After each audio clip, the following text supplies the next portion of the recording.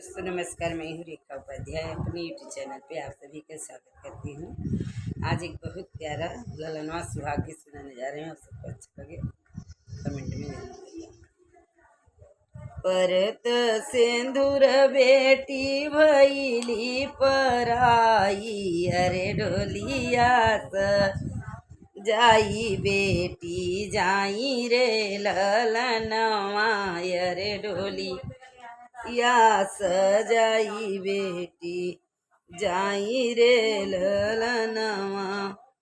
परत सिंदूर बेटी भैली पराई, अरे ढोलिया सजाई बेटी जाई रे ललनवा, अरे ढोलिया सजाई बेटी जाई रे ललनवा।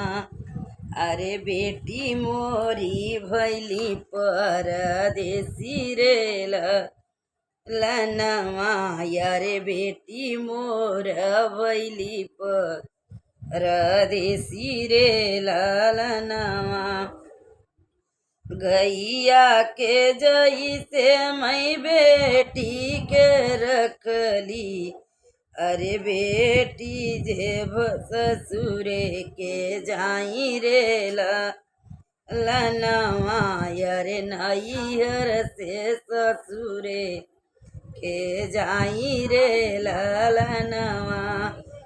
गैया के जैसन बेटी के रखले, अरे नैहर से ससुरे के जाई रे ललनवा, अरे नैहर के ससुरे के जाई रे ललनवा।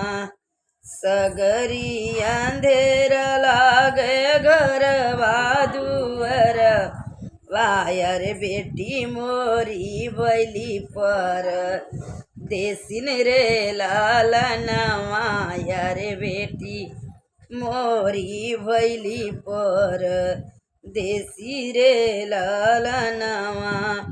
डोलिया में बैठी बेटी मुड़ी मुड़ी देखई, अरे बाबा के भवन गईले छोड़ी रे ललनवा, अरे बाबा के भवन गईले छोड़ी रे ललनवा।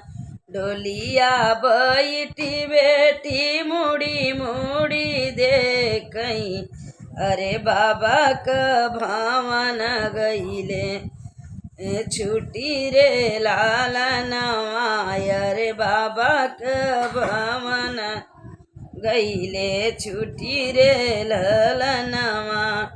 बाबा के भवनवा में बीते बचपनवा, अरे छुट्टी गईले मैया क गोद रे ललनवा, अरे छुट्टी गईले मैया क गोद रे ललनवा। आज सपन भए बाबा क अंगना, अरे बेटी मोरी भैली पर देसी रे ललनवा, अरे बेटी मोर भैली पर देसी रे ललनवा। मैया जे रोअली बीच अंगनवा, अरे भाभी जे राम रसोई रे ललनवा, अरे भाभी जे राम रसोई रे ललनवा।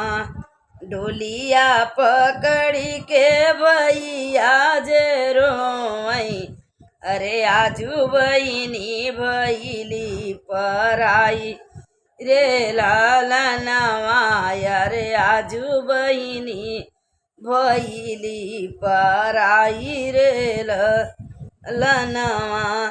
हम त चलब बहिनी तोरे निसंग, मायर कैसे हमर भैया खेल रे ललनवा अरे कई से हमर हवैया खेल रे ललनवा हम त चलब बहिनी तोरे संग मायर कैसे करवैया केल रे ललनवा यर कैसे करवैया केल रे ललनवा सेनुरा परत बेटी भैली पराई अरे डोलिया सजाई ससुरे जाई रे ललनवा अरे बेटी मोरी भई परदेसी रे ललनवा।